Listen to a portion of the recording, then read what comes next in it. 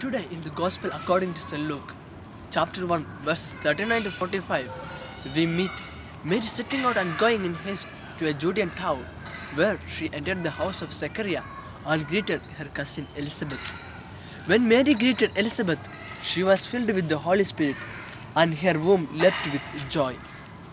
Dear friends, in this act of charity, we experience the great virtues of love, care, humility, and service of our mother, who, even though was bestowed with the grace to be the mother of God's Son, still responded to the needy with utmost humility. But what about you and me, the radical followers of her Son? Similarly, in this graceful visit, we observe that God often does the unexpected. Here Elizabeth remarks that, "How does this happen to me, that the mother of my Lord should come to me?" The love of God was flowing to the whole race of humanity, even before Mary gave birth to Jesus. And she was filled with the Holy Spirit, and her womb leapt with joy. As religious, we are also invited to walk along the path of Mary, our mother.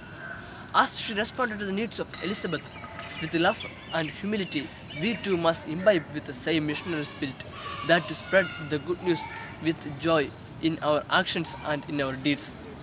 Bishop Fulton J. Sheen often remarked that if you have a heart to love and a will to serve, nobody can make you fail.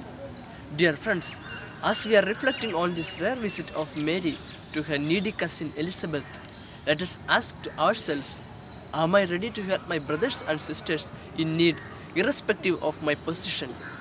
Does my presence bring joy and happy to those I meet like Mary? Let us recollect and let us pray. Lord, give us a heart to love and a will to serve you in the least, the last, and the lost, so that our consecrated life be meaningful and a model of your mother, whom you gave us to be our mother. May God bless us all. Thank you. Have a nice day.